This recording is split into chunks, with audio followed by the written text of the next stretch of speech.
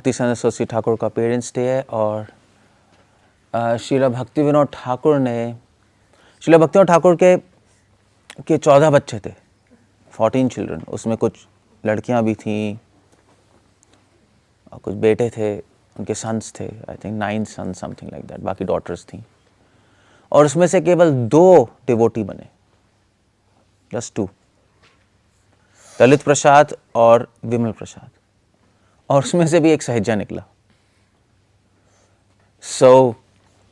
इसलिए भागवतम कह रही है कि नारायण परायण सुदुर्लभ प्रशांत आत्मा कोटिष्वपि महामुने, कि भगवान का एक शुद्ध भक्त बनना कितना दुर्लभ है।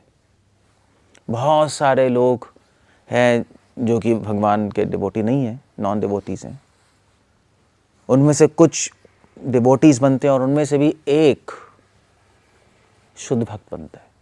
अब वो भक्ति सिद्धांत सरस्वती ठाकुर विमल प्रसाद थे। भक्ति विनोद ठाकुर ने प्रे की थी भगवान से कि भगवान यू सेंड मी, अब अपना एक शुद्ध भक्त यहाँ पे भेजिए मुझे असिस्ट करने के लिए। इसलिए वो बुक भी है दरिया विष्णु,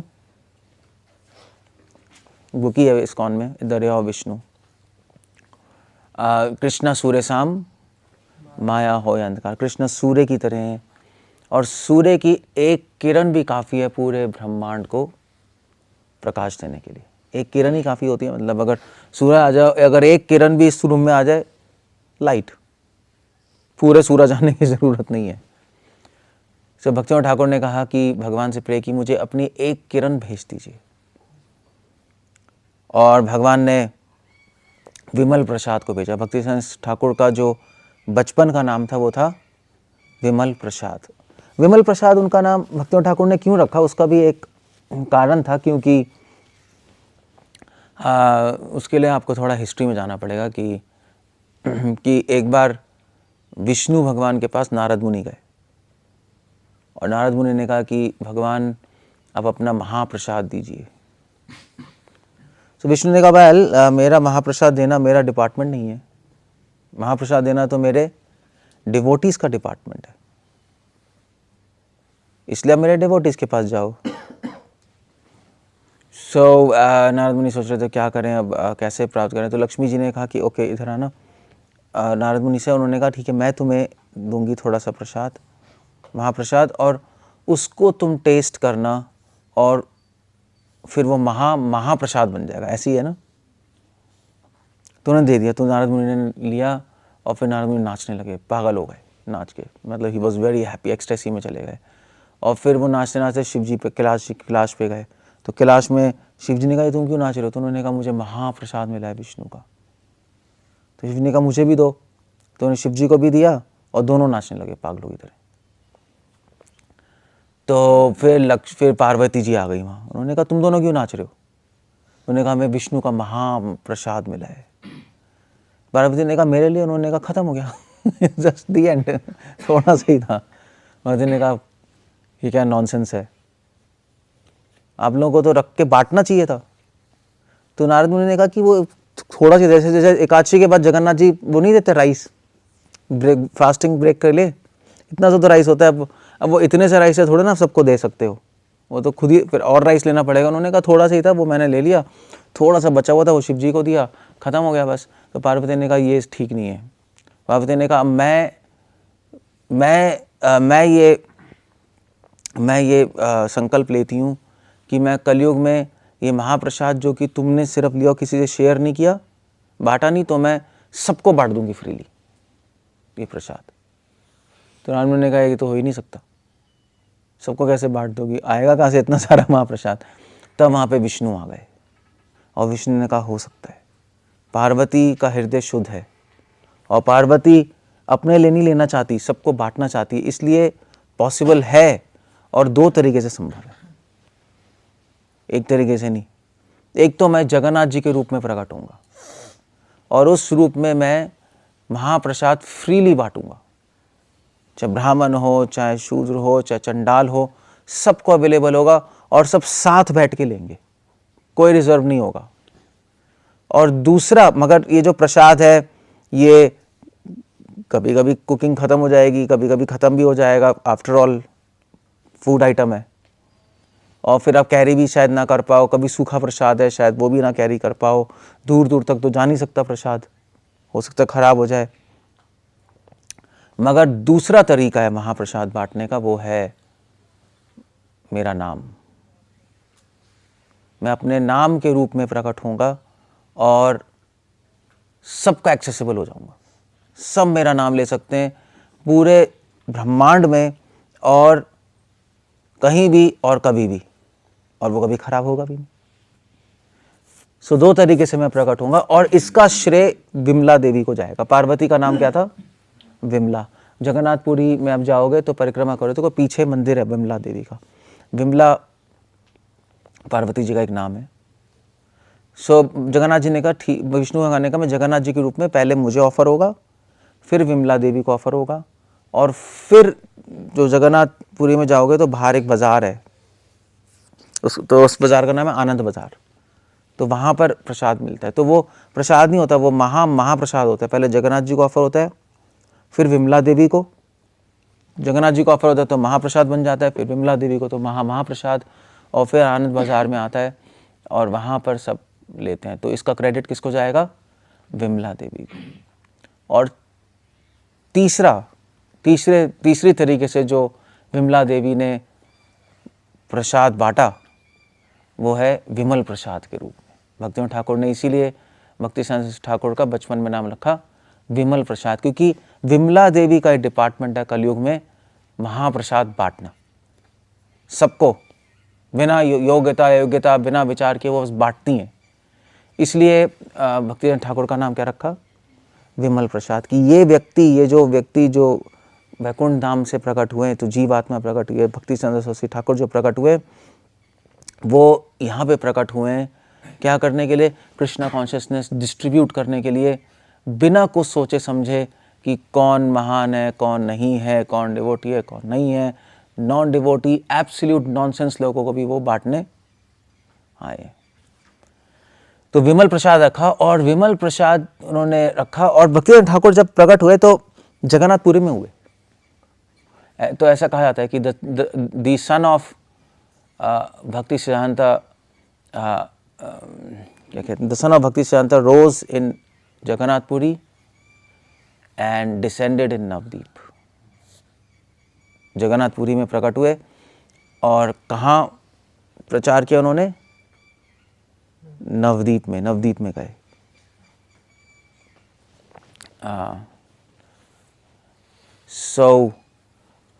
तो नवदीप में एनीवे सो भक्तिवेदांत ठाकुर का नाम विमल प्रसाद का। भक्तिवेदांत ठाकुर के फिर सपना भी आया था। एक्चुअली मैं बता रहा था, तो जगन्नाथपुरी में भक्तिवेदांत ठाकुर का आविर्भाव दिवस फरवरी में हुआ था, कहीं एग्जैक्ट डेट भूल गया मैं। अपीयरेंस क्या है? 6 फरवरी 1900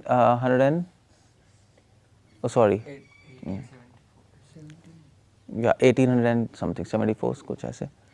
सो 6 फरवरी को, और आप देखो फरवरी को, और उसके बाद जून जुलाई में रथ यात्रा होती है। तो उनका जन्म हुआ जगन्नाथपुरी में। तो जो आज जो गौड़िया मठ है, जो माल रोड पे गौड़िया मठ है, वो पहले उनका घर होता था। सो वहाँ पे उनका जन्म हुआ और उनकी माँ का नाम था भगवती देवी। सो ही वॉज बॉर्न। तो अब सिस्टम ये होता है इंडियन ट्रेडिशन में कि जब बच्चा पैदा होता है तो इमीडिएटली उसको मंदिर बाहर नहीं ले आते घर के, 5-6 महीने तक वो अंदर ही रहता है। तो मतलब उनका जन्म हो गया, मगर उनको जगन्नाथपुरी मंदिर जगन्नाथ जी के दर्शन नहीं, शी कुंड गो, भगवती देवी जा नहीं सकती थी उस बच्चे को लेकर। तो इसलिए जगन्नाथ जी स्वयं उस बच्चे को दर्शन देने आ गए, रथ यात्रा जून जुलाई में। और हमें पता है कि जब रथ यात्रा, जब रथ पहुंचा भक्ति विमल प्रसाद जी के घर के सामने, तो वो रुक गया, चला नहीं। 3 दिन वहाँ पे रुका रहा रथ, इट डिडंट मूव, क्योंकि जगन्नाथ जी को किसके दर्शन करने थे? विमल प्रसाद, भक्ति सिद्धांत सरस्वती ठाकुर के। भगवती देवी फिर बाहर आई और उन्होंने बच्चे को पंडे को दिया, और पंडे ने उठा के बच्चे के से लगते हैं, क्योंकि आई मीन टू से भक्तिवेदांत ठाकुर मैजिस्ट्रेट थे, उनको मना नहीं कर सकते पंडे, मतलब इम्पॉसिबल है। उन्होंने पंडे को दिया, पंडे ने कहा वो एक्चुअली मैजिस्ट्रेट का बेटा है भैया, अब तो उठा के लगाना ही पड़ेगा चरणों में। उन्होंने लेके जगन्नाथ जी के चरणों में लगाया और जगन्नाथ जी की माला अपने आप उनके गले में गिर गई। दैट वॉज अ साइन कि जगन्नाथ जी ने ब्लेस किया उस बच्चे को, विमल प्रसाद जी को, कि तुम इस पूरे ब्रह्मांड में भगवान का नाम और शुद्ध भक्ति का प्रचार करोगे। इनफैक्ट से एग्जैक्टली सेम तरीके से चैतन्य चरितमृता लिखी गई। कृष्णदास कविराज गोस्वामी को सब डिवोटीज कह रहे थे कि आप प्लीज चैतन्य चरितमृता लिखिए। कृष्णदास गोस्वामी ने कहा कोई और भी लिख दे, मैं इतना बूढ़ा भी हो गया हूँ।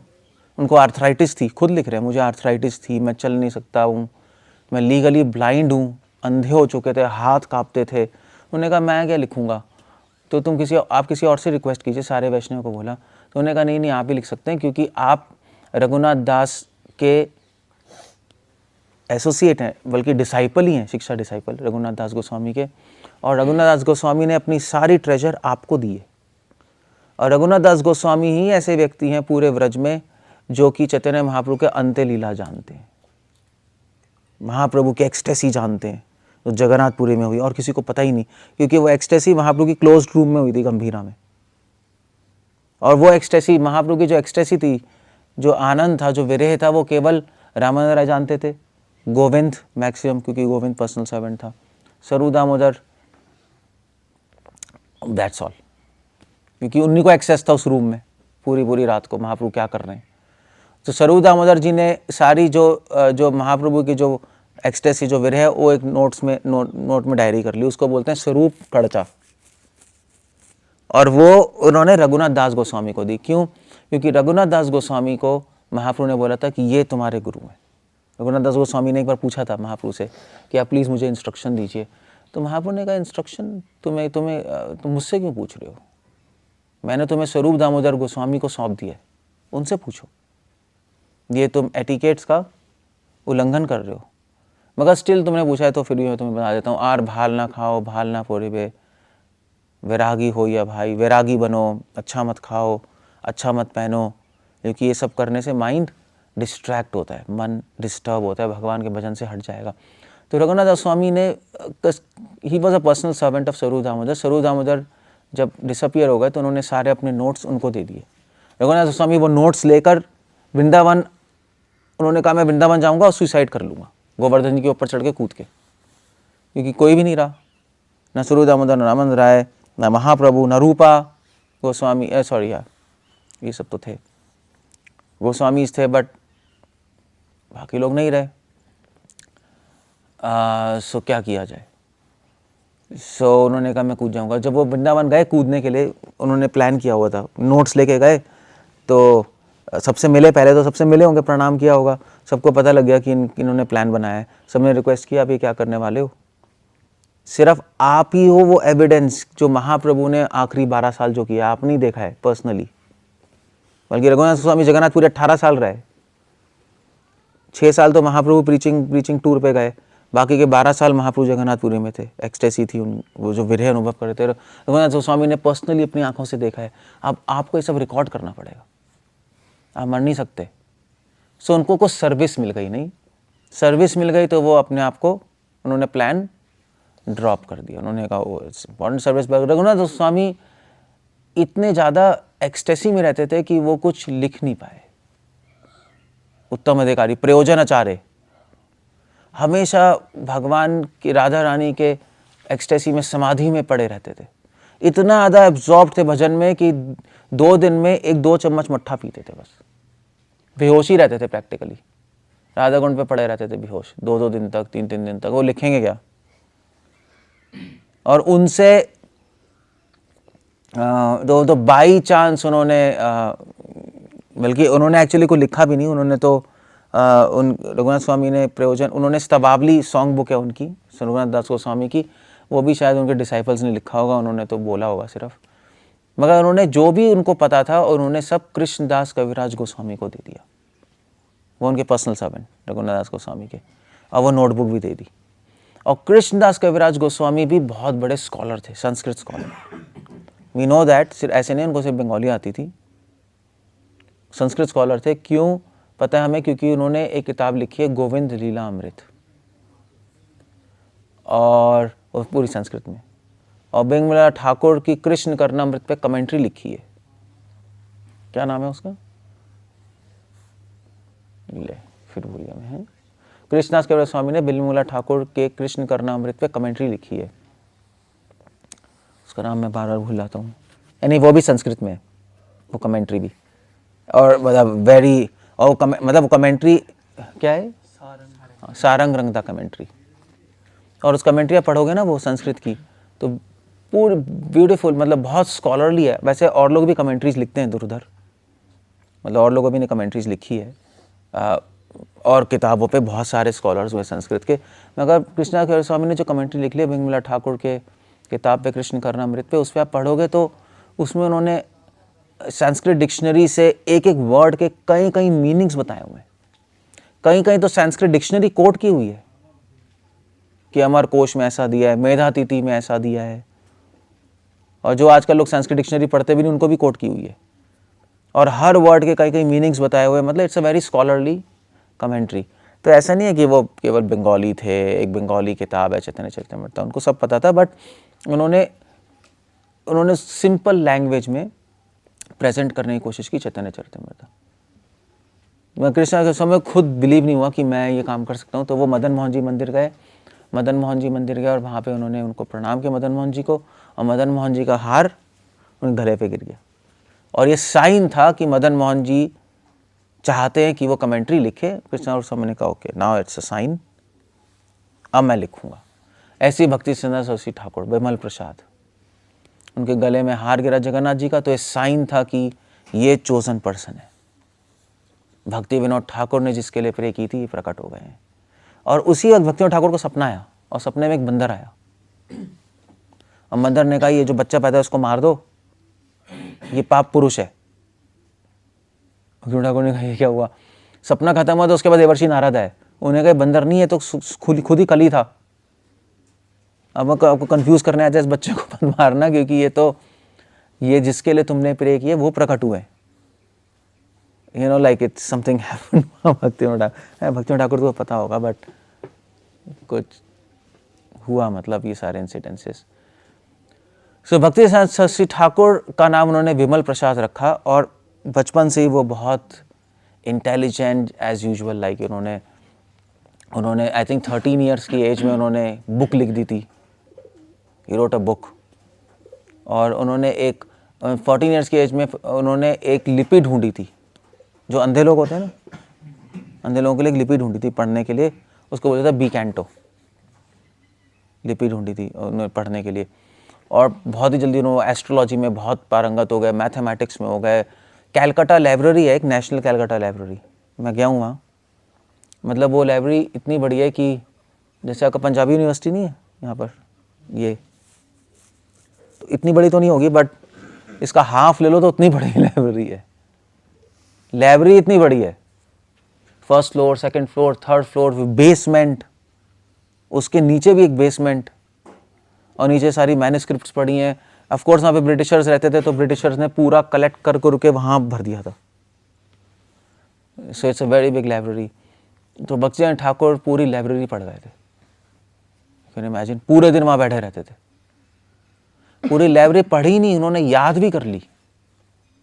उससे कंप्यूटर तो होते नहीं थे, तो वहाँ का लाइब्रेरियन हो गया था, भाई ये कौन आ गया, ये तो बुक्स खा रहा है, पढ़ नहीं रहा। ही जस्ट रिमेंबर्ड, इसलिए भक्ति ठाकुर को डिवोटीज बोलते थे he is a walking encyclopedia. उनके भक्ति ठाकुर से कोई भी टॉपिक कभी भी कहीं भी पूछ लो, कोई भी टॉपिक, और वो 3-4 घंटा आराम से बोल सकते हैं उस पर, एनी टॉपिक। सब उनके दिमाग में मेमोरी भी स्ट्रांग थी उनकी, ऑफ कोर्स भगवान के डिवोटी है। सो उन्होंने भक्ति ठाकुर जब थोड़े से बड़े हुए तो उन्होंने संकल्प लिया कि मैं शादी नहीं करूंगा। ऑफ कोर्स भक्ति विनोद ठाकुर शादीशुदा थे, और वो इंस्पायर भी हो सकते थे, जैसे भक्ति विनोद ठाकुर गृहस्थ में भक्ति कर रहे हैं, ऐसे मैं भी गृहस्थ में कर सकता हूँ, but he was far to intelligent. वो समझ गया गृहस्थ में चाहे प्योर डिवोटी भी हो, भक्ति नहीं हो सकती। चाहे भक्ति विनोद ठाकुर का एग्जाम्पल ही देख रहे हैं, मतलब इस्कॉन में बोलते हैं ना कि हाँ ठीक है शादी कर लीजिए डिवोटी से, तो आप भी डिवोशन कर सकते हैं, कोई प्रॉब्लम नहीं है। इतने बड़े बड़े आचार्य भक्ति विनोद ठाकुर ने शादी की, तो भक्ति सिद्धांत के पागल थे क्या? वो तो उन्हीं के घर में पैदा हुए और उन्होंने शादी नहीं की। अगर आप एग्जाम्पल भक्ति विनोद ठाकुर का दे रहे हो तो भक्ति सिद्धांत क्या है? एंड ही थॉट मैं नहीं फंसूंगा। भक्ति विनोद ठाकुर ने एक क्लब बनाया, उसका नाम मैं भूल गया, ब्रह्मचारी क्लब, पता नहीं क्या नाम था। उसमें फ्रेंड्स आए तो उन्होंने सब संकल्प लिया हम सब कभी शादी नहीं करेंगे। ऑफ कोर्स उस क्लब में सबने शादी कर ली, सिर्फ वही बचे। बट उस क्लब में भक्ति विनोद ठाकुर ने बोला कि सी भक्ति विनोद ठाकुर, मतलब ही वॉज टेलिंग, वो मीन नहीं कर रहे थे बट लोगों को इंस्पायर करने के लिए, ब्रह्मचारी बनने के लिए कह रहे थे, क्योंकि उनके फ्रेंड्स भी कह रहे होंगे यार तुम्हारे पापा ही वो प्योर डिवोटी और वो शादीशुदा है, तो तुमने कहाँ से आइडिया लिया है ब्रह्मचारी बनने का? तो भक्ति विनोद ठाकुर कहते थे वो माया में भक्ति विनोद ठाकुर को माया में। भक्ति विनोद ठाकुर को कभी भी डाइजेस्ट नहीं हुआ कि शादी करना के करके आप डिवोशन कर सकते हो। इम्पॉसिबल था उनके माइंड में उनको कन्विंस करना, क्योंकि उनके माइंड में फिक्स था गृहम अंधम कूपम, अंधकूप है, चाहे वाइफ भी डिवोटी है चाहे हस्बैंड भी डिवोटी है, फिर भी भक्ति वहाँ पे एक लेवल तक ही हो सकती है, ऐसा नहीं हो सकती, एक लेवल तक ही हो सकती है, बट प्योर डिवोशन तक पहुँचना ऑलमोस्ट इम्पॉसिबल है। He was like that. So of course सबने बाग ने शादी कर ली और वो क्लब ख़त्म हो गया वो बाय द वे। बट भक्ति नित्यानंद सरस्वती ठाकुर ने फिर उसके बाद वहाँ से जगन्नाथपुरी चले गए, क्योंकि भक्ति विनोद ठाकुर जगन्नाथपुरी शिफ्ट हो गए थे।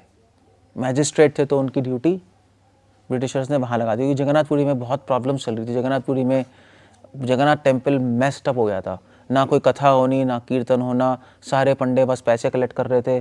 और पंडों ने एक कुत्ते को भी ऑल्टर में रख दिया था उठा के कि ये भगवान का अवतार है, पता नहीं क्या हो रहा था, पूरा भूत प्रेतों की पूजा हो रही थी जगन्नाथ मंदिर के अंदर ही। तो भक्ति विनोद ठाकुर को, और मतलब पॉलिटिकली बहुत प्रॉब्लमेटिक सिचुएशन थी, ब्रिटिशर्स ने उनको वहाँ डिप्यूट कर दिया। भक्ति विनोद ठाकुर बहुत खुश हुए कि चलो जगन्नाथपुरी में रहने का मिलेगा। उन्होंने भक्ति ठाकुर को भी अपने पास बुला लिया, तुम भी आ जाओ और हम डिस्कशंस करेंगे भगवान के बारे में। भक्ति ठाकुर जब जगन्नाथपुरी आए तो जगन्नाथपुरी में उन्होंने देखा कि वहाँ पे मायावाद बहुत स्ट्रांग है, क्योंकि जगन्नाथपुरी एक शंकराचार्य की पीठ है नहीं, 4 पीठ है शंकराचार्य की। द्वारका वेस्ट में, नॉर्थ में शिंगे मतलब बद्रीनाथ, और साउथ में रामेश्वरम, और ईस्ट में जगन्नाथपुरी। 4 पीठ शंकराचार्य ने, तो मेन गढ़ है शंकराचार्य जी का। और वहाँ पे अभी भी जो मठ है गोवर्धन मठ, शंकराचार्य मायावादी का मठ है, तो वहाँ पे बहुत फोर्स था मायावाद का। भक्ति नित्यानंद ठाकुर देख के परेशान हो गए और वो जगन्नाथ मंदिर के सामने खड़े हो गए, और वहाँ पे कोई भी आता था तो उससे पूछते थे तुम्हारा सिद्धांत क्या है? तो बोलते थे हाँ आत्मा परमात्मा एक ही है। तो उसका शर्ट पकड़ के कहते थे तुम गलत कह रहे हो। इतने परेशान हो गए, सबका शर्ट पकड़ के साइड में खींच के कहते थे कि तुम ये गलत फिलॉसफी, आत्मा परमात्मा एक है, ये गलत पढ़ा रहे हैं, ये वो। इतना ही वाज स्टैंडिंग देयर, उनको टॉलरेट नहीं हुआ उनसे। तो जितने भी मायावादियों ने प्लान किया कि इसको मर्डर कर देंगे हम। That's all. ये तो न्यूसेंस हो गया, मतलब पागलपंती हो गई ये तो।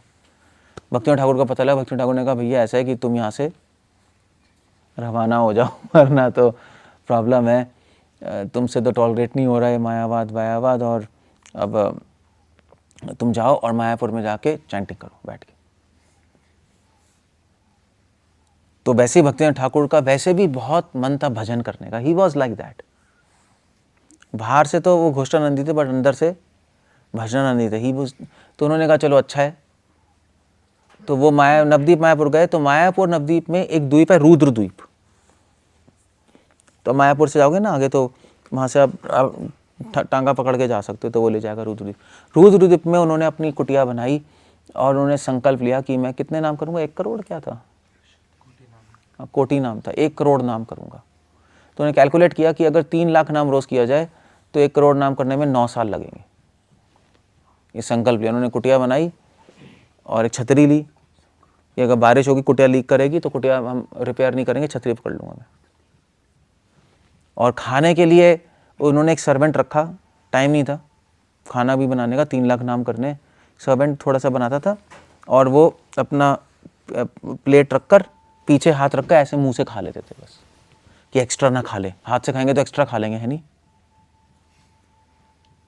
हाथ से कहेंगे तो खा सकते हो आप एक्स्ट्रा इसलिए मुंह से खा ले एंड देन दैट्स इट, जितना होगा, और भजन करेंगे। सो 9 साल तक उन्होंने संकल्प लिया। भक्ति विनोद ठाकुर को जब वो नवदीप आए गोदरुम में, उनका घर था गोदरुम में, स्वानंद सुखदा कुंज, तो वहाँ पे उनको पहले ही रेवलेशन हो गई थी कि नवदीप में एक बहुत बड़ा मंदिर बनेगा चैतन्य महाप्रभु का, है नहीं। तो आज जो चैतन्य गौड़िया मठ है उसके पास जो जगह योगपीठ, जहाँ पे महाप्रभु का जन्म हुआ, तो भक्तिविनोद ठाकुर ने प्लान किया मैं जहाँ पे महाप्रभु का जन्म हुआ है मैं वहाँ पे मंदिर बनाऊंगा एक बहुत सुंदर, मगर उस मंदिर की देखभाल कौन करेगा, दैट्स आइडिया। भक्तिविनोद ठाकुर तो जगन्नाथपुरी में, तो उन्होंने कहा विमल प्रसाद नवदीप में बैठा है उसको बोलता हूँ मैं। तो उन्होंने बोला, तो उस टाइम उनका नाम विमल प्रसाद ही था, भक्ति साधक सरस्वती ठाकुर नहीं था। तो उन्होंने कहा कि उनको बोलता हूँ। तो उन्होंने लेटर लिख के भेजा, विमल प्रसाद तुम ज़रा देख लेना मैनेजमेंट योगपीठ का, और वहाँ पे जो डीटीज इंस्टॉल होंगी देख लेना क्या इंस्टॉल करना है। तो भक्तिविनोद ठाकुर ने लिख के भेजा कि मैं तो अपना भजन कर रहा हूँ, 3 लाख नाम रोज़ कर रहा हूँ, मैंने तो संकल्प लिया है, मेरे पास टाइम नहीं है। सो भक्तिविनोद ठाकुर ने फिर लेटर लिख के भेजा कि क्या तुम मायावादी बन चुके, कि तुम्हारे लिए भगवान के रूप की सेवा करना बर्डन है। अब देख रहे हो, इंटरेस्टिंग पॉइंट ये है कि भक्तिविनोद ठाकुर ने मैनेजमेंट को मैनेजमेंट की तरह नहीं देखा। ही वॉज नॉट लुकिंग कि मैनेजमेंट करना है, वो ये देख रहे थे कि मैनेजमेंट भगवान के रूप की सेवा है, रूप सेवा है। भक्तिविनोद ठाकुर नाम सेवा कर रहे थे, उन्होंने कहा मैनेजमेंट रूप सेवा है। ये टेम्पल जो हम कर रहे हैं, मतलब जो भी टेम्पल, ये बद्रिकाश्रम जो भी है, ये क्या कर रहे हैं, हम भगवान के रूप की सेवा तो कर रहे हैं, राधा श्याम सुंदर की। ये सेंटर में तो यही है, अगर ये सेंटर में नहीं है तो आप बद्रिकाश्रम में नहीं हो, आप मंदिर में ही नहीं हो, आप कहीं और हो, आप माया के संसार में हो। सो उन्होंने कहा ठीक है, ठाकुर ने पढ़ा, उन्होंने कहा वेल ठीक है, भक्तिविनोद ठाकुर कह रहे हैं। तो भक्तिविनोद ठाकुर ने कहा मेरा मतलब ये नहीं था ऐसा कि मैं सेवा नहीं लेना आया था, बट मैंने चैंटिंग संकल्प लिया, अब टाइम कैसे निकलेगा। उन्होंने कहा भक्तिविनोद ठाकुर का ऑर्डर है तो मानना पड़ेगा, गुरु का ऑर्डर आप डिनाई नहीं कर सकते, शायद कर भी सकते हो, क्योंकि भक्ति साधक ठाकुर जब गौर शिवदास बाबा जी से मिलने गए, मतलब बाद में जब उन्होंने मिशन शुरू कर दिया था एज भक्ति साधक सरस्वती ठाकुर, प्रीचिंग शुरू कर दी थी, उनके डिसाइपल्स हो गए, तो वो गौर शिवदास बाबा जी के पास गए, उनके गुरु, दीक्षा गुरु। तो गौर शिवदास बाबा जी ने बोला, तो भक्तिविनोद ठाकुर ने सोचा चलो अब मैं प्रीचिंग शुरू करूँगा। मतलब भक्तिविनोद ठाकुर ने मंदिर का मैनेजमेंट किया, जो भी किया मैं वो बाद में बताऊंगा। तो उन्होंने फिर सोचा कि चलो अब मैं तो जब 9 साल उनके जब पूरा हो गया उनका संकल्प, साथ साथ वो मंदिर भी बन गया योगपीठ और सब हो गया मैनेजमेंट। तो वो गौर शिवदास बाबा जी के पास गए कि मैं प्रीचिंग करने जा रहा हूँ कैलकाटा। तो गौर शिवदास बाबा जी ने कहा बाबा, मतलब तो उनको भक्तिविनोद ठाकुर को प्रभु कहते थे, प्रभु, कि प्रभु आप मत जाइए कैलकाटा, क्योंकि कैलकाटा नर्क है, नर्क का सेंटर है। गौर बाबा जी ने कहा वो नर्क का सेंटर है, बल्कि गौर बाबा जी ने कहा कि मैं तो सोच भी नहीं सकता वहाँ जाने की, तुम सोच भी कैसे सकते हो, वहाँ सारे भोगी लोग भरे हैं, उनके अंदर से जो बदबू आएगी तुम कैसे टॉलरेट करोगे, इससे अच्छा तो मैं टॉयलेट में रह के भजन करूँ, टॉयलेट की बदबू भी बेटर है। उनके जो विचारों की स्मेल है, हम कैसे, उनके गंदे विचारों की स्मेल तो हम टॉलरेट नहीं कर सकते, तुम कैसे जा रहे हो वहाँ।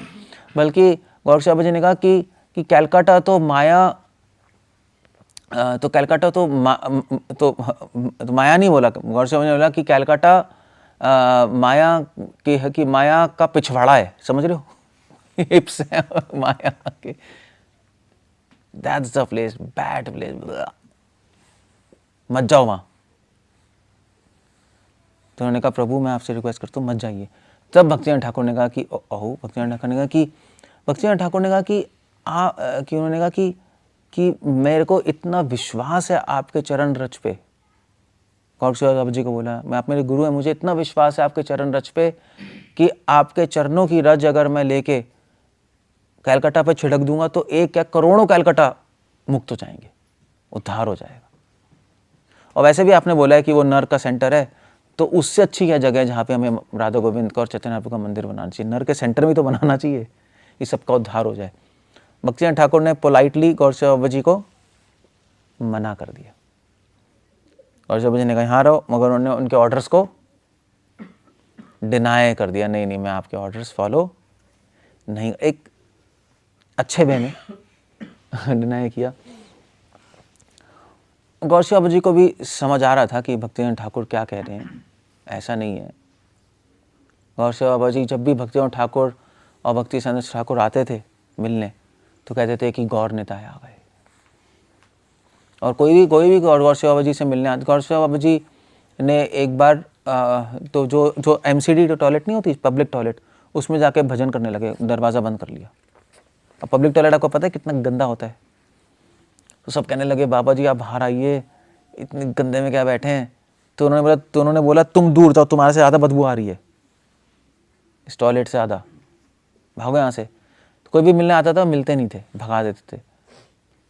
सो मगर गौड़िया मठ से जो भक्ति ठाकुर के जो डिसाइपल्स मिलने आते थे, तो बोलते थे गौर सेवा बाबा जी हम आपके दर्शन करने आए, भाग जाओ सालो।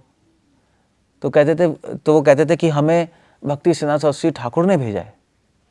कहते तो गौर सेवा बाबा जी कहते थे ओ अमार प्रभु, कि मेरे प्रभु ने तुम्हें भेजा, खोल के बाहर आके दर्शन देते थे। सो ही न्यू कि भक्तिनाथ ठाकुर भगवान के धाम में कुछ लोग कहते हैं विमला मंजरी थे, कुछ लोग कहते हैं नयन मननी मंजरी थे। भक्तिनाथ ठाकुर खुद कमला मंजरी, गौर किशोरदास बाबा जी गुना मंजरी, सारे डिवोटीज थे। और इनको तो वैसे गुरु की ज़रूरत ही नहीं थी, ये तो वहीं से आए हैं, मगर इस संसार में वो गुरु स्वीकार कर रहे थे कि जिससे लोग भी कंफ्यूज ना हो जाएं और लोग भी गुरु स्वीकार करने की प्रथा टूटे ना। भक्तिनाथ ठाकुर को भी कोई गुरु की जरूरत नहीं थी, कितने साल उन्होंने गुरु लिया ही नहीं था। बाद में उन्होंने गुरु लिया तो वो भी विपिन बिहारी गोस्वामी, जो कि एक कास्ट गोस्वामी थे, लोगों को दिखाने के लिए कि मेरा गुरु है। वो जब भक्तिनाथ ठाकुर छोटे थे, विमल प्रसाद, विपिन बिहारी गोस्वामी मिलने आए भक्तिनाथ ठाकुर से, और विपिन बिहारी गोस्वामी ने भक्तिनाथ ठाकुर के सर पे पैर रखा और वहाँ पे खड़े हुए थे छोटे बच्चे के रूप में। भक्तिनाथ ठाकुर विमल प्रसाद के रूप में 5-6 साल की उम्र होगी। विपिन बिहारी गोस्वामी जब वापस जा रहे थे घर, तो विमल प्रसाद आ गए। उन्होंने कहा तुम्हारी हिम्मत कैसे हुई बच्चे के रूप में, जैसे माधव है ये कहे किसी 50 साल के आदमी से कि तुम्हारी हिम्मत कैसे हुई भक्तिनाथ ठाकुर के सर पे पैर रखा। विपिन बिहारी गोस्वामी ने ये क्या हो गया बच्चे को। तो उन्होंने कहा तुम्हें पता नहीं है कि वो शुद्ध भक्त हैं, तुम्हारी औकात नहीं है उनके सर पे पैर रखने की। विपिन बिहारी गोस्वामी ने भक्तिनाथ ठाकुर को बुलाया, उन्होंने कहा तुम्हारा बच्चा पागल है, ईसाई को ये क्या कह रहा है। भक्तिनाथ ठाकुर ने कहा माफ़ कर दीजिए, चले गए विपिन बिहारी गोस्वामी। भक्तिनाथ ठाकुर ने बाद में अपने शिष्यों से बोला कि ये समझ गया मैं कौन हूँ ये जानता है मैं कौन हूँ। भक्तिनाथ ठाकुर के सिर्फ 5 से 7 डिसाइपल्स थे, ज़्यादा नहीं थे। और उसमें भी कुछ जैसा कोई स्कॉलर था, कोई कुछ था, कोई कुछ था। केवल भक्ति संदेश ठाकुर ही जो एक डिसाइपल थे, जो कि ललित प्रसाद थे, वो सहजिया था। सो एक्चुअली अगर सही में कहा जाए तो भक्तिनाथ ठाकुर का एक ही डिसाइपल था, भक्ति सिद्धांत सरस्वती ठाकुर। तभी उन्होंने कहा ये समझ गया मुझे। सो एनीवे मैं क्या कह रहा था, कहाँ से कनेक्शन आ गया। हाँ कैलकाटा के बारे में बात कर रहा था ना। सो भक्तिनाथ ठाकुर ने डिनाई किया गौर सेवा जी को पोलाइटली। और वो जो समझते थे कि ये सब लिबरेटेड सोल साथ में है, सब मुक्त जीव साथ में ही थे, प्रीचिंग करने की कोशिश कर रहे थे। कहाँ उन्होंने भक्ति विनोद ठाकुर की एज इट इज़ बात मानी, कहीं यहाँ पे डिनाई किया। मगर जो भी चल रहा था सब प्रीचिंग के लिए हो रहा था, सबको पता था प्रीचिंग के लिए चल रहा है। भक्तिनाथ ठाकुर ने कैलकाटा में जाके मठ खोला, उल्टा डंगा रोड पे। अभी भी वो जगह हैं वहाँ टॉप फ्लोर पे। ऐसे कोई मंदिर तो था नहीं, तो उन्होंने रेंट पे लिया हाउस ऊपर टॉप फ्लोर पे, और वहाँ पे उन्होंने अपना मठ खोला और प्रीचिंग शुरू की। भक्तिनाथ ठाकुर के जितने भी आइडियाज थे बहुत रेवोल्यूशनरी थे। और उनके पास एक प्रोफेसर आया और उन्होंने कहा कि यार आपके मठ में तो कोई 64 माला कर ही नहीं रहा, क्योंकि चैतन्य भागवत में लिखा है कि महाप्रभु कह रहे हैं कि मैं उसी घर खाना खाऊंगा जो लखपति हैं। लोगों ने कहा लखपति, हमारे पास पैसे नहीं। उन्होंने कहा वो लखपति का मतलब पैसे नहीं, जो 1 लाख नाम रोज कहता है, लेता है। 1 लाख नाम केवल भक्ति सिद्धांत सरस्वती ठाकुर लेते थे रोज, और मठ में कोई 1 लाख नाम नहीं लेता था। लोग मठ में कितने राउंड चांट करते थे? कोई 2 करता था, कोई 4, कोई 5, बस ये था। अपने गृहस्थ डिसाइपल्स को भी भक्ति सिद्धांत ठाकुर ने बोला था कि कोशिश करो 64 माला करने की, मगर नहीं हो जितने जितने कर सकते उतने करो, मगर अच्छी तरह करना। That was a point. तो लोगों ने, उनको प्रोफेसर ने कहा कि यार महाप्रभु का ऑर्डर है 1 लाख नाम, आपके मठ में तो मैं कोई किसी को नहीं देख रहा सिर्फ आपके सिवाय, हो क्या रहा है ये? भक्ति सिद्धांत ठाकुर ने कहा कि तुम अंधे हो, सब 1 लाख नाम ही कर रहे हैं। और इसी का कोरिलेशन क्या था? भक्ति सिद्धांत ठाकुर, एनीवे स्टोरी में बाद में आऊँगा। भक्ति सिद्धांत सरस्वती ठाकुर जो हैं वो वृंदावन मतलब व्रज की परिक्रमा करने गए, उन्होंने शुरू की थी परिक्रमा। भक्ति सिद्धांत ठाकुर का ऑर्डर था कि तुम धाम परिक्रमा शुरू करो, क्योंकि धाम परिक्रमा में धामवास भी हो गया, साधु संग भी हो गया। नहीं तो जाके रूपा गोस्वामी ने 5 आइटम्स बताए ना नेक्टर ऑफ डिवोशन में, 64 आइटम्स हैं, उसमें से 5 आप कर लोगे तो 5 मोस्ट पावरफुल हैं। कौन कौन से? धामवास, श्रीमद् भागवतम पढ़ना, और अर्च विग्रह की सेवा करना, और हरि नाम लेना, और वैष्णव सेवा, है नहीं? ये 5 अंग, 5 बहुत इंपॉर्टेंट पावरफुल चीज़ें हैं। परिक्रमा में 5 के 5 हो जाएंगे। धामवास भी हो गया, कथा भी रोज होती है, हरि नाम भी ले रहे हैं, सब चैंटिंग अपना कर रहे हैं, अर्च विग्रह की पूजा भी हो रही है, कहीं कहीं टेम्पल दर्शन करने जा रहे हैं, और वैष्णव सेवा भी हो रही है। इसलिए भक्ति ठाकुर ने फोर्स किया था कि तुम नवदीप परिक्रमा, ब्रजमंडल परिक्रमा शुरू करो। तो उन्होंने शुरू की, और जब पहली परिक्रमा थी तो ब्रजमंडल जो बड़ी पूरी परिक्रमा होती है, 64 कोस की नहीं होती, जो वो कितने 64 कोस है, 16 क्या है, 84 कोस की परिक्रमा जो होती है, अलग अलग लेवल्स की होती है, कोई छोटी करते हैं, फिर कोई मिडिल करते हैं, कोई 84 बड़ी की। तो वहाँ पे वो गए, और फिर एंड में जब खत्म हो गई परिक्रमा तो भक्ति ठाकुर अपने रूम में थे राधा कुंड पे, और उन्होंने अपना सर पकड़ा, उन्होंने कहा oh it was very unhappy. उन्होंने डिसाइपल्स ने कहा क्या हुआ? तो उन्होंने कहा मुझे एक भी वैष्णव नहीं मिला। तो डिसाइपल्स ने कहा ओ अच्छा, एक भी वैष्णव नहीं, हम इतने सारे। तो एक्चुअली आपने देखा था कि वहाँ पे एक, डिसाइपल्स ने कहा वहाँ पे एक औरत थी, इतनी सिंपल थी, और वो माँ के बिहारी जा रही थी, और उसमें भक्ति नहीं थी। भक्ति ठाकुर ने कहा और वो वहाँ पे जो बाबा जी थे वो तो 3 लाख नाम रोज लेते हैं, रोज रूपा रघुनाथ की किताबें पढ़ते हैं, दिन रात भगवान का कीर्तन करते रहते हैं, क्या वो वैष्णव नहीं है? भक्ति ठाकुर ने कहा मैंने एक भी वैष्णव के दर्शन नहीं किए। इसका मतलब ये नहीं है कि किसी में भक्ति नहीं थी, भक्ति तो थी, मतलब ऐसा नहीं है कि भक्ति नहीं थी, सिंपल डिवोटीज थे वहाँ पे, ऐसे नहीं सब किसी में जीरो डिवोशन है। आइडिया ये था कि भक्ति ठाकुर ने कहा कि मैंने वो डिवोशन की क्वालिटी नहीं देखी जो मैं एक्सपेक्ट कर रहा था। वी हैव टू रिमेंबर, भक्ति संता कहाँ से आए हैं? गोलोक से ही आए हैं। तो उन्होंने गोलोक के डिवोशन की क्वालिटी देखी हुई है नहीं वहाँ की, और यहाँ पे जब देख रहे हो कह रहे हो एक्चुअली वो क्वालिटी की बात होती है, नहीं क्वालिटी की बात है। हाँ ठीक है डिवोशन है, बट नहीं, वो कंपेयर उससे कर रहे हैं, तो वैसा नहीं है। सो ऐसे यहाँ पर ये जो प्रोफेसर ने बोला 64 माला, उन्होंने कहा कि, तो उन्होंने बोला कोई 64 माला, महाप्रभु ने बोला है 1 लाख नाम करने को, मगर 1 लाख नाम क्वालिटी चैंटिंग बोली है, क्वांटिटी नहीं बोली। और 1 लाख नाम करने को नहीं बोला है महाप्रभु ने, वो तो बेवकूफ़ समझते हैं। 1 लाख नाम भी गया, अब हमें 64 माला करनी है, अब 48 हो गए, तो कितने बचे हैं? और 48 हो गए तो 16 माला और बची है, तो या हरे कृष्णा यार 16 माला खत्म नहीं हो रहे, दिमाग खराब हो गया, किसी तरह करो। That's not the point. वो तो ऑलमोस्ट ऑफेंसिव चैंटिंग हो गई, नहीं?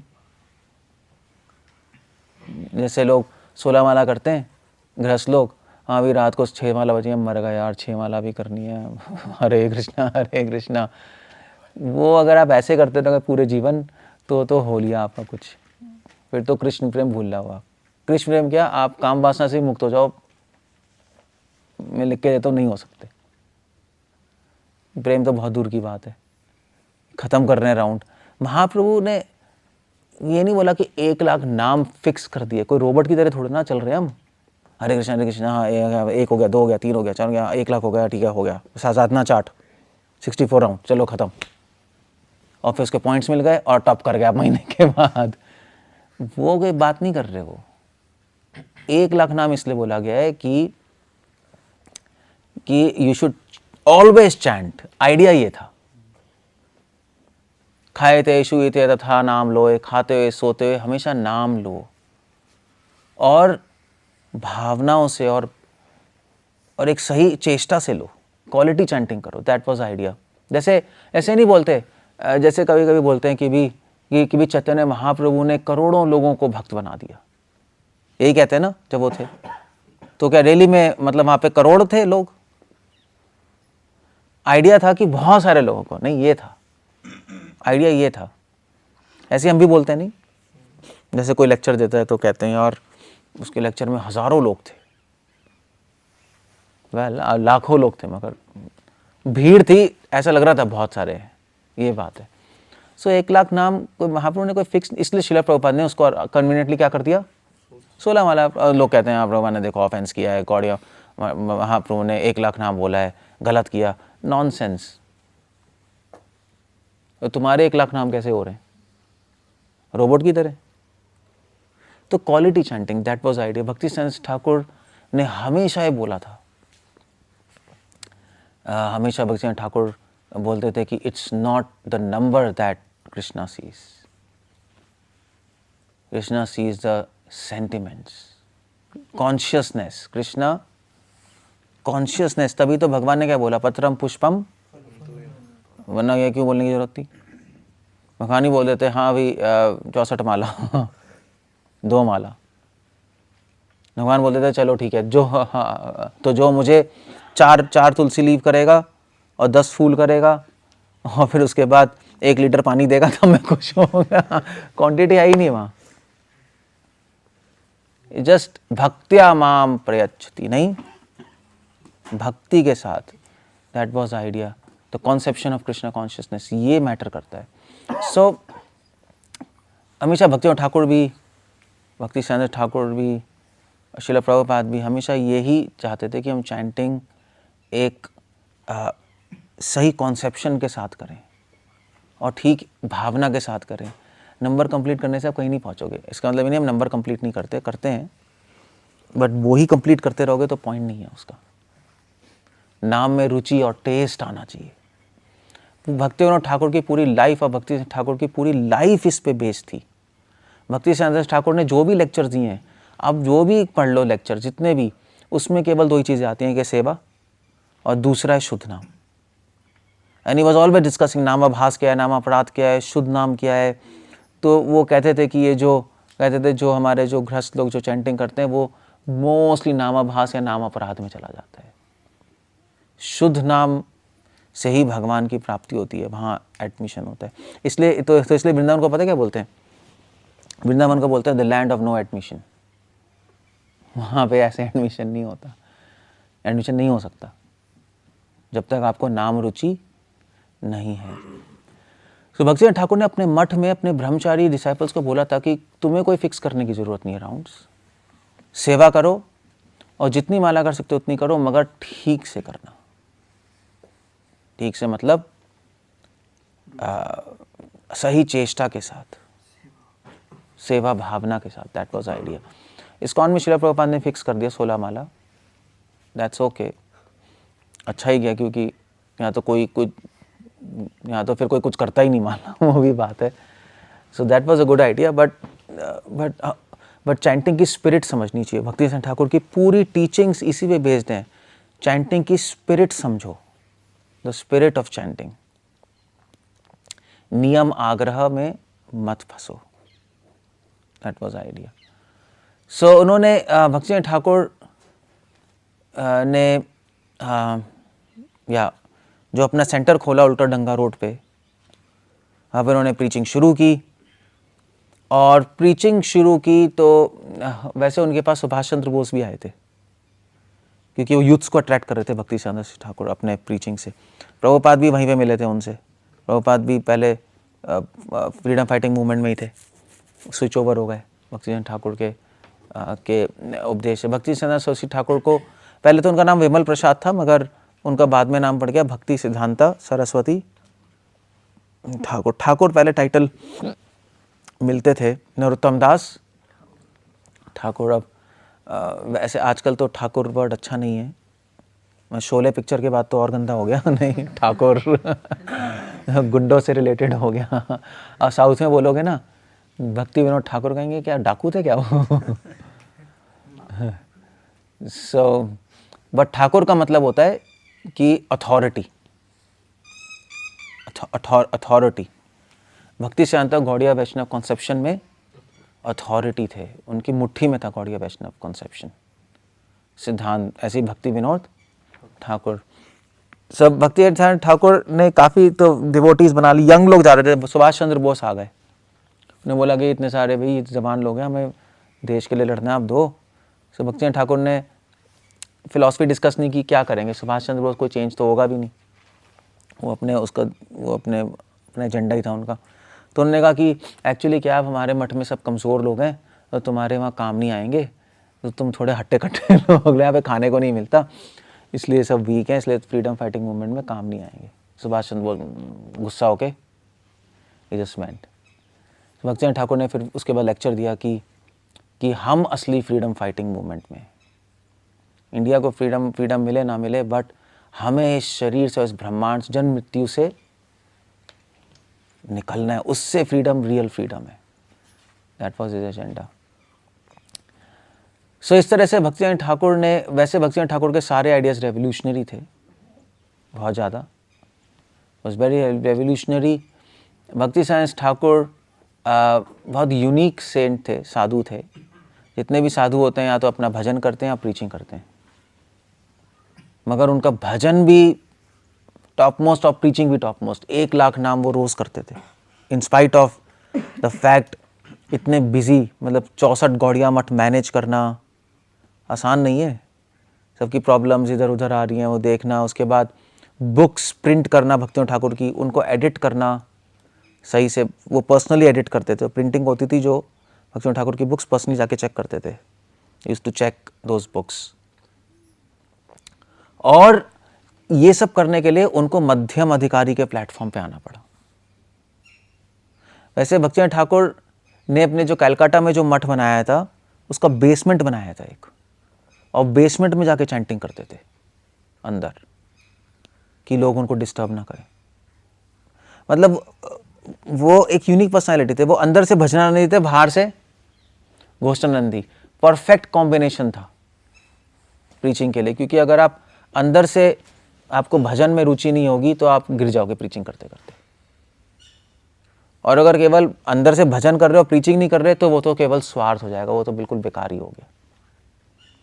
सो he used to do that. और फिर भी टाइम निकलता था उनके पास, क्योंकि वो भक्ति सिद्धांत ठाकुर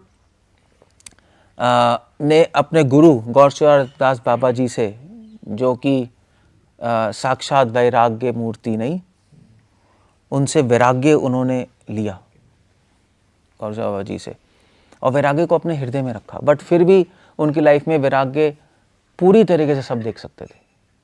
वो रात को सोते थे तो वो रात को बेड पे नहीं सोते थे, जो वो नहीं होता बेंच, नहीं होता बेंच, ऐसे ऐसे फट्टा टाइप का होता है, वह उस पर रात को लेट के सो जाते थे थोड़ी देर, 2-3 घंटे बस। उन्होंने कहा भैया बेड पे सोइए, उन्होंने कहा नहीं, उस पर ज़्यादा नींद आ जाएगी। He was like that. और 1 महीने में केवल 1 किलो चावल खाते थे, इतनी राइट थी उनकी बस। That's all. 1 किलो चावल कुछ नहीं होता महीने का, इतने ही खाते थे वो। और उनके लिए सारे डिवोटीज, अब उनके डिसाइपल्स को बनाएंगे, अच्छी अच्छी डिशेस लाते थे भी, उनको देते थे, तो वो बस थोड़ा सा लेते थे, and then he used to leave everything. और पर्पसफुली वो, जैसे उनकी प्लेट नहीं होती थी, तो महाप्रसाद महाप्रसाद हो गया, तो वो स्वीट्स बहुत लेते थे और छोड़ देते थे प्लेट पे, खाते नहीं थे। और फिर अपने सर्वेंट को बोलते थे जाके डिस्ट्रीब्यूट करो महाप्रसाद, और जो स्वीट्स लेगा उनका नाम बताना मुझे, तो जाते थे बाहर, तो डिवोटी से कहते थे सरस्वती ठाकुर का शीला प्रभुपाद कहते थे उन गौड़िया मठ में, शीला प्रभुपाद तो हमारे हैं, ये प्रभुपाद जी का महाप्रसाद है, ले लो। तो सब डिवोटीज बंगाली आते थे, हाँ अरे मुझे ये वाला देना स्वीट, ये स्वीट देना, ये स्वीट देना, दैची दैची पता नहीं क्या बोलेंगे बंगाली में, क्या बोलेंगे देना, शिक्षाष्टक का है, क्या बोलते हैं देने को, क्या बोलते हैं, हाँ हाँ हाँ ठीक है, আমাকে देन, तो আমাকে स्वीट देन, स्वीट देन। नहीं नहीं, तो इस महाप्रसाद में क्या करेला भी है, करेला ले लो ना, ना स्वीट स्वीट, मिष्टी मिष्टी कहते हैं ना। तो भक्तिनाथ ठाकुर कहते थे कि किसने मांगी स्वीट, तो वो नाम सुनते थे और कहते थे भोगी, that's all, he used to say भोगी है। ही वाज बहुत, भक्तिनाथ ठाकुर के जीवन में पूरा वैराग्य झलकता था, वॉज कम्प्लीटली रिनाउंस्ड, इतना सब कुछ होते हुए भी कम्प्लीटली डिटैच थे। तो और दूसरी तरफ युक्त वैराग्य, भगवान की सेवा के लिए कुछ भी करने को तैयार थे। वो राधा कुंड पे गए प्रीचिंग करने, तो कार में गए थे, उस टाइम कार में जाना सिर्फ ब्रिटिशर्स आते थे। मैक्सिमम अगर इंडियंस जो थे, जो अमीर थे बहुत, तो उन मैक्सिमम उनके पास घोड़ा होता था, घोड़ा गाड़ी तो कार तो मतलब पॉसिबल ही नहीं है। उनके लिए स्पेशल कार, उन्होंने स्पेशल कार मंगवाई ब्रिटिशर्स के यहाँ से, और उन्होंने सूट बूट पहना, धोती वोती हटा दी, और इस ड्रेस में वृंदावन गए राधा कुंड पे। तो सारे राधा कुंड वाले कह रहे थे ये पागल हो गया है। सो भक्तिनाथ ठाकुर ने कहा कि ये पागल हैं सब, ये यहाँ राधा कुंड पे बैठे हैं, धोती कुर्ता पहन के अपना भजन दिखा रहे हैं, और इनमें दीनता नहीं है, सब अहंकारी हैं और स्वार्थी हैं। महाप्रभु का ऑर्डर है, जा रहे देखो तारे कहो, हम प्यार के लिए कुछ भी लेने को तैयार हैं, कुछ भी छोड़ने को तैयार हैं। वो मैसेज देने के लिए उन्होंने ऐसा किया। सो वहाँ पे एक्चुअली भक्तिनाथ ठाकुर ने राधा कुंड पे जाके ना उपनिषदों पे लेक्चर दिया था।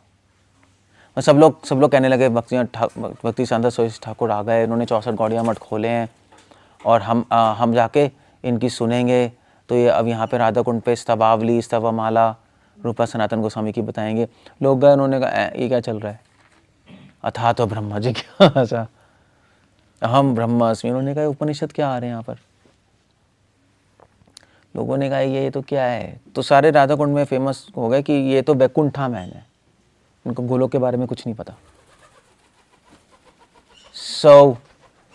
तो उन्होंने कहा ठीक है, ओके बैकुंठा मैन।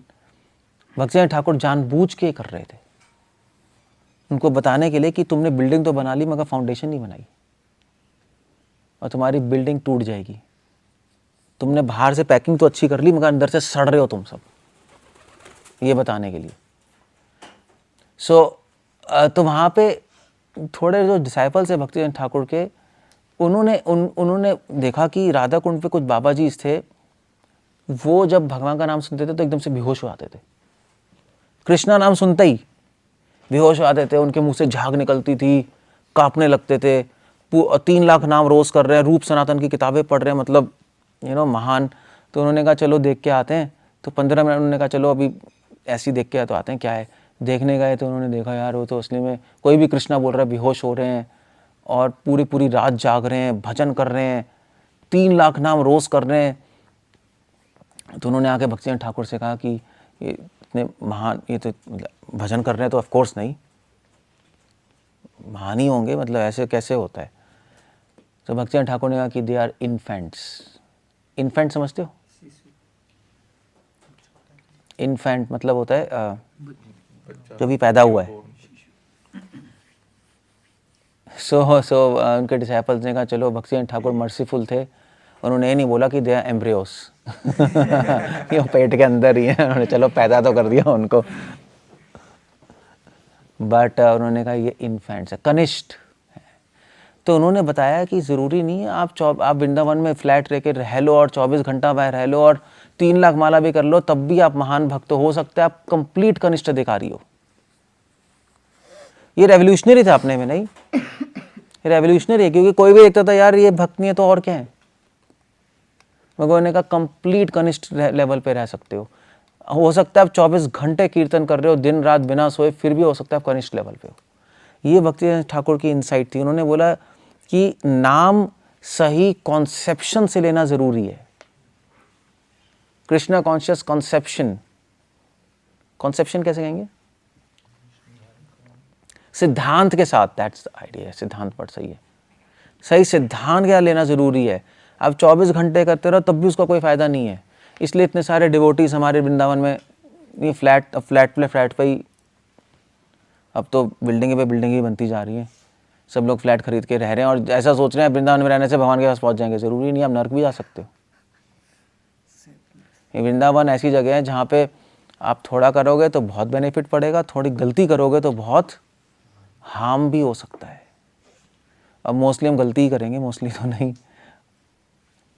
सो रह तो रहे हैं but it's a big risk they are taking. So वहाँ पे रहने से कुछ नहीं होता और ना ही माला ज़्यादा घुमाने से कुछ होता है। होता है सही सिद्धांत से। आपने सही चीज़ समझी, कृष्ण नाम लेना कैसे है और क्यों ले रहे हैं हम, और वैष्णव कौन है, नहीं भागवत क्या है, कथा क्या है, भागवत में संदेश क्या है, वो सब समझने से फिर भगवान के शुद्ध नाम में प्रवेश मिलता है। शुद्ध नाम से भगवान के वृंदावन जाते हैं, गोलोक वृंदावन में मिलेगा, अदरवाइज कुछ नहीं होगा, अदरवाइज पड़े रहो।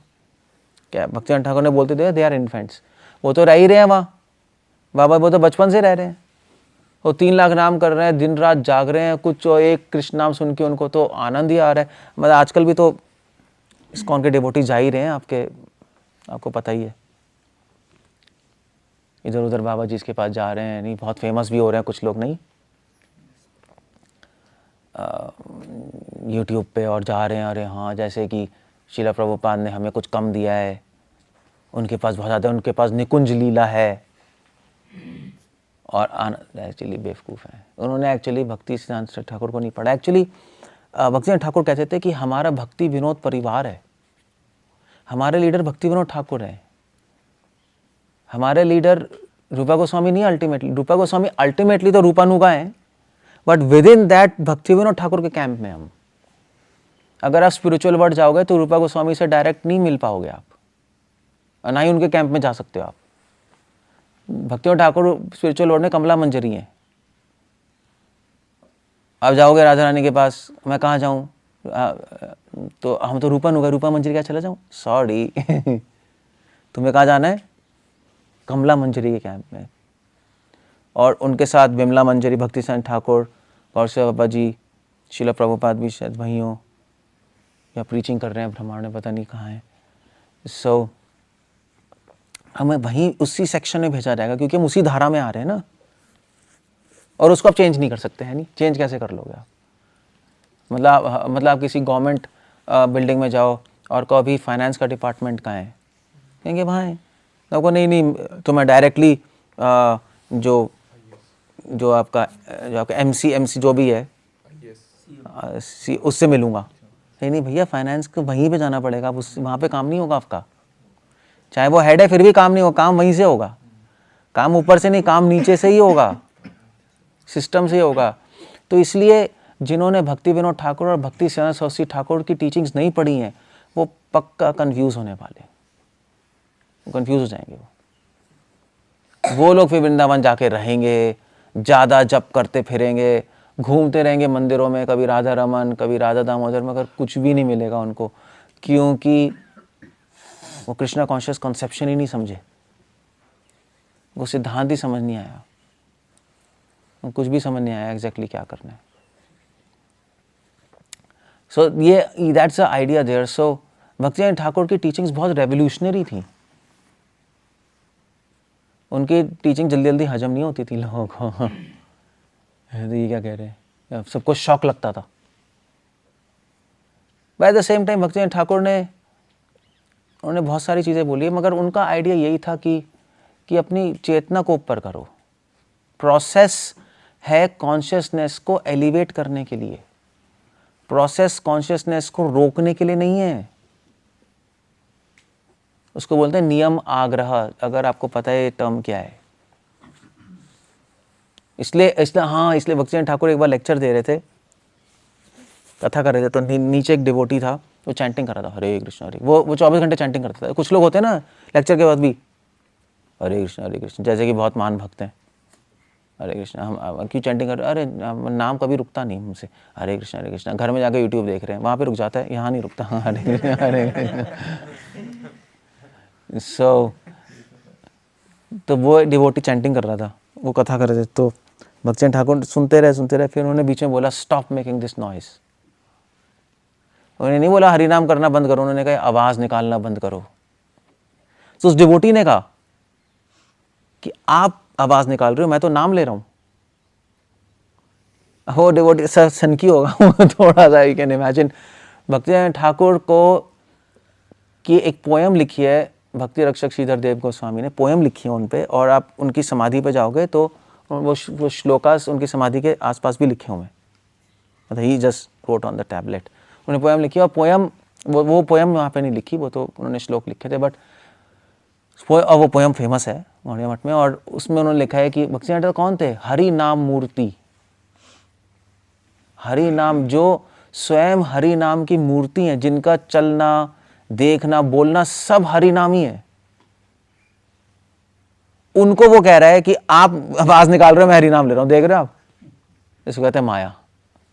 वो वहीं बैठा है, वो कथा सुन रहा है और उसको एक अक्षर नहीं समझ आ रहा, उसको दिखाई नहीं दे रहा, उसको सामने देखते हुए भी नहीं देख पा रहा। वो ऐसे भी होता है, इसको कहते हैं माया। सो यू कैन इमेजिन, उन्होंने बोला, उन्होंने कृष्ण को क्या बोल दिया, उसके नॉइस।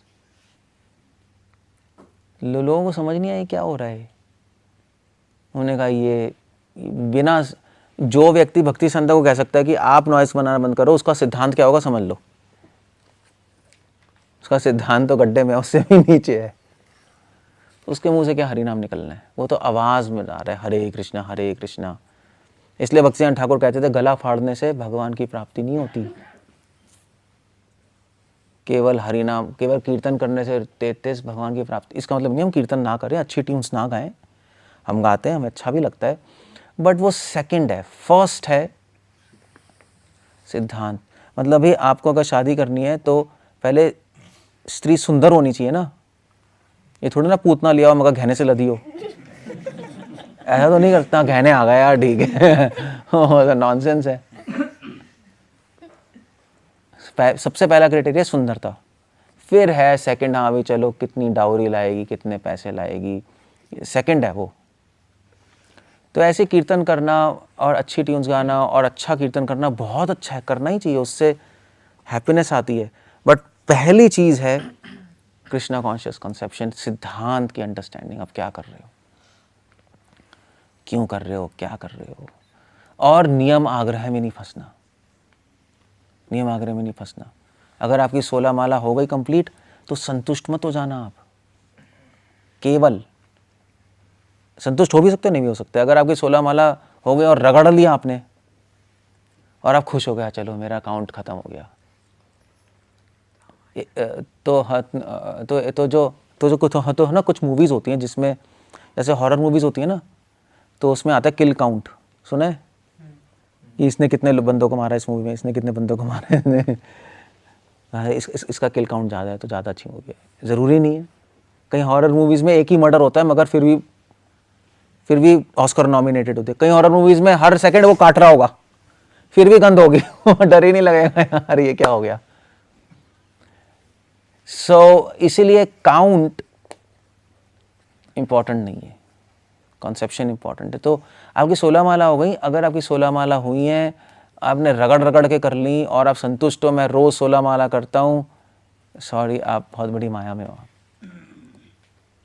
आपकी 16 माला हो गई, सही से नहीं हुई तो आप थोड़ी एक्स्ट्रा भी कर सकते हो कि जिससे आपको उसमें इंटरेस्ट आए, टेस्ट आए। टेस्ट जब तक नहीं है तब तक करते रहो, टेस्ट आना इंपॉर्टेंट है। आपको इसका मतलब नहीं है कि आपकी कोई सेवा है तो छोड़ के प्रभु जी क्या कर रहे हो, टेस्ट लाने की कोशिश कर रहे हैं आप खुद बना लीजिए कुकिंग, वो तो पागलपंती है। But that's the idea. अगर आपके टेस्ट 16 माला में आ गए तो बहुत अच्छा है, 16 माला हो गई, कंप्लीट हो गई। मतलब नंबर को अचीव मत करो, टेस्ट को अचीव करो। और नंबर भी पूरा करना है क्योंकि हमने वाव ली है, ऐसी बात नहीं है, हम उसको मना नहीं कर सकते, बट टारगेट टेस्ट होना चाहिए, रुचि होनी चाहिए। अगर आपका टारगेट नंबर होगा तो फिर आप गोलोक नहीं जा सकते, तो फिर तो आप कहीं और चले जाओगे, नंबर लोग चले जाओगे, कुछ चले जाओगे, आप कुछ गोलोक नहीं जाओगे। नंबर लोग। ये भक्तिनाथ ठाकुर की सारी टीचिंग्स का एसेंस है। और वो टेस्ट कब आएगा चैंटिंग में? जब श्रवणम ठीक होगा, अच्छी हेयरिंग होगी, तब होली नेम में एंट्रेंस मिलेगी। और संसार में भी ऐसे ही है। संसार में मान लीजिए हमें किसी में टेस्ट आता है, किसी मूवी में, ड्रग्स में क्यों आता है? क्योंकि हम सुनते रहते हैं ना उसके बारे में दोस्तों से, ये अरे सही, ये अच्छा है, ये अच्छा है, ये सही है, तभी मज़ा आता है यार, हाँ ये मज़ा आ रहा है। अच्छी हेयरिंग से ही, क्वालिटी हेयरिंग से ही क्वालिटी चैंटिंग होती है। सो वो बहुत इंपॉर्टेंट है। सो दैट्स व्हाट भक्ति सिद्धांत सरस्वती ठाकुर ने अपने पूरे जीवन में कोई बुक नहीं लिखी, कुछ कमेंट्रीज लिखी हैं। चैतन्य भागवत पे लिखी है कमेंट्री, और क्या लिखा है? ब्रह्म संहिता पे कमेंट्री लिखी है, नेक्टर ऑफ इंस्ट्रक्शन, उपदेश अमृता पे उन्होंने कमेंट्री लिखी है। ज़्यादा कुछ नहीं लिखी। उनका एजेंडा था भक्ति विनोद ठाकुर की बुक्स को रीप्रिंट करना, पब्लिश करना। That was his idea. भक्ति विनोद ठाकुर ने अपना काम कर दिया था, उसको प्रोपोगेट करना भक्ति सिद्धांत ठाकुर का काम था। उन्होंने सारी एनर्जी उसमें इन्वेस्ट की। एंड ही वाज सेइंग कि भक्ति विनोद ठाकुर की बुक्स, मतलब या वो आप अगर वेद पढ़ो ना पढ़ो, भागवतम पढ़ो ना पढ़ो, गीता पढ़ो ना पढ़ो, भक्ति विनोद ठाकुर की बुक्स पढ़नी चाहिए। That his idea was that. उसमें सब एसेंस है। ऑफ कोर्स हमारे लिए शिला प्रभुपाद की बुक्स हो गई। प्रभुपाद ने भक्ति सिद्धांत और भक्ति विनोद ठाकुर की सारी टीचिंग्स को सिंपली रख दिया है, बट अगर आप पढ़ना चाहो तो पढ़ सकते हो। जैव धर्म, ब्यूटीफुल बुक भक्ति विनोद ठाकुर की। भक्ति सिद्धांत ठाकुर की जो कमेंट्रीज है आप नहीं पढ़ पाओगे क्योंकि कुछ भी समझ नहीं आएगा। उनकी बंगाली बहुत टफ है, बंगाली भी उनकी बंगाली नहीं समझ सकते। शिशाष्टक पढ़ी है आपने बंगाली? सुरा को दी थी मैंने बुक। सुरा नहीं है, उसको दी थी भक्ति सिद्धांत ठाकुर के लेक्चर्स बंगाली के पढ़ने को। तो कुछ समझ नहीं आ रहा था, मुझे समझाना पड़ा कि इसका मतलब ये है, इसका मतलब ये है, इसका मतलब ये है, क्योंकि सेंटेंसेस इतने बड़े हैं। इतनी एक्चुअली उनकी बंगाली संस्कृताइज्ड है बहुत, कुछ भी समझ नहीं आ रहा था। सो इसलिए उनकी बुक्स तो चलो आप वैसे भी तो छोड़ो, आप भक्ति विनोद ठाकुर की पढ़ सकते हो, फिर भी वो सिंपल लैंग्वेज है, इजी है। प्रभुपाद की पढ़ सकते हो। भक्ति ठाकुर की अगर आपने पढ़ी कभी, आपका सौभाग्य है तो बहुत अच्छा है। उसकी थोड़ी बंगाली सीखनी पड़ेगी आपको, तो उनके वर्क्स पढ़ सकते हो, ब्यूटीफुल। उन्होंने कोई लिखी नहीं, मगर उनके लेक्चर्स ट्रांसक्रिप्टेड है। सुंदरानंद, विद्या विनोद और ये लोग सारे, आनंद वासुदेव, ये लोग उनके लेक्चर सुनते थे और लिखते रहते। उस टाइम टाइपराइटर तो था मगर कंप्यूटर्स नहीं थे ना, तो शॉर्ट हैंड में लिख के उसी टाइम लिख के फिर वो अपना आर्टिकल्स पब्लिश करते थे गौड़िया में। तो गौड़िया मैगजीन्स हैं, उसके अंदर उनके सारे लेक्चर्स हैं। और अब सारा पढ़ोगे, सारा पढ़ के निष्कर्ष ये निकलेगा, Krishna conscious conception, the spirit of Krishna consciousness, सेवा भाव, उसमें एंट्रेंस चाहिए हमें। मतलब ऐसा तो नहीं है अभी आप गोलोक चले जाओगे, आपकी गोलोक में एंट्रेंस हो गए, हाँ भाई तो कृष्णा क्या पूछेंगे, 16 माला करते हो? हाँ करते हैं। मंगल आरती करते हो? हाँ करते हैं। ठीक है, गोलोक आ जाओ। ऐसा नहीं होगा।